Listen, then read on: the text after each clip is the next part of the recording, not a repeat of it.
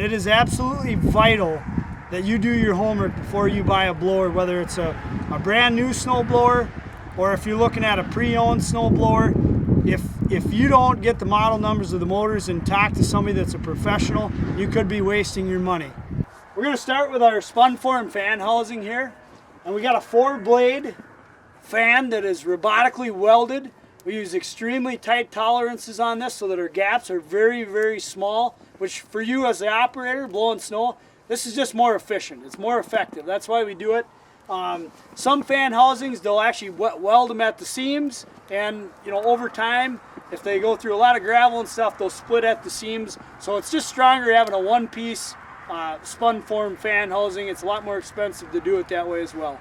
I wanted to take a minute to show you a couple things on this quick attach blower that are absolutely vital when it comes to blowing back frozen snow that's been sitting in a pile where all of a sudden the temperature's warm and then it goes cold and then you got ice chunks and it just compresses. It's very dense, it's very hard packed. So there's some things that we did to our blower that are a huge asset for anybody doing snow removal from a commercial standpoint or just a property owner. So here's why we made the changes. Number one, we've been building blowers for a very long time, have a tremendous amount of experience doing it, but our customers come to us and said, listen, for blowing hard pack back, here's what you could do to make your blower better.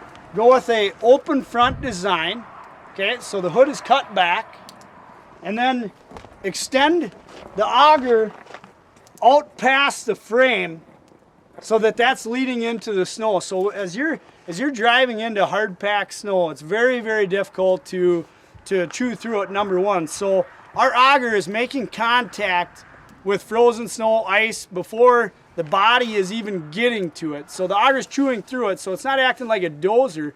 It works much more efficient than a closed-end box design where the auger sits inside of the box, because you're going into stuff that's almost like concrete at times and you're not going to go anywhere. So that's why we do that. We listen to our customers. The blower side plates here are serrated. That comes standard on all of our 2020, 2420 models, which is huge because that's cutting into that hard packed snow too. It just breaks it up.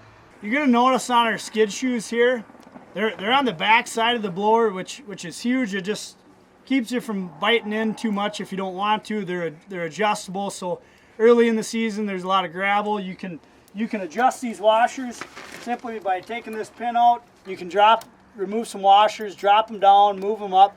So depending on the time of the year, the season it is, that's pretty nice to be able to do, adjust with your snow conditions.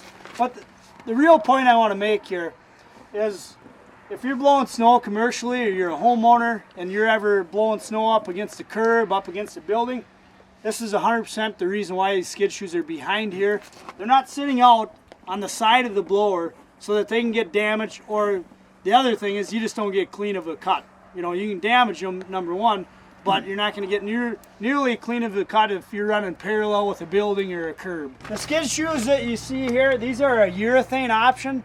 They're phenomenal on, nice driveways that either got polished concrete, pavers, anywhere, even asphalt. Some guys are, concerned over their asphalt not getting damaged. So you can go with the urethane skid shoe here, or most people, probably 95%, go with, steel skid shoes, and we have a hardened option as well. All right, so when worst case scenario presents itself, when you suck something up when you shouldn't, it's just a matter of time. You don't have shear pins on the blower. This is the pressure relief valve built in on the blower. This protects your investment so that no damage is done to your fan, your auger. It's fully protected by a relief valve, and you're staying inside the cab where it's nice and warm. We have a standard hydraulic deflector here. Here's the hydraulic cylinder, opens, closes the blower, and we have hydraulic chute rotation to turn the spout. That's running off a hydraulic motor that's on a chain with roller guides. These are greasable. There's no cables. It's not freezing up. This is our valve block here. And you can see that we have sealed solenoids on here, totally waterproof, ice-proof. The beautiful thing is when you're blowing snow, there's heat obviously from the hydraulics. The ice and stuff will melt right off there.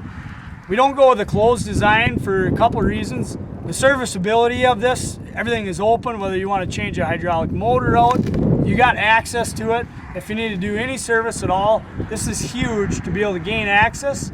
Not all skid loaders are created equal, just meaning that you can take a bucket, put it on one machine, put it on another one, and your cutting edge might be sitting 2 inches off the ground, because all loaders do not sit equal. So this is one thing we do at Quick Attach that is absolutely huge, is we have an adjustable mount plate. So you're gonna see here, we got 3 pre-drilled bolt hole patterns in this mount plate. And that all that allows you to do is, if you got a track machine, you got different machines, you can adjust the height of this mounting plate so that that blower and the cutting edge is sitting perfectly on the pavement, so you're getting as much hard packed snow off on pavement or concrete. But it's vital, because it does you no good if your cutting edge is sitting this far above grade. On high flow blowers, we use multiple different motor packages. On standard flow blowers, we use multiple different motor packages, and this ensures that you get the most for your investment in the marketplace, period.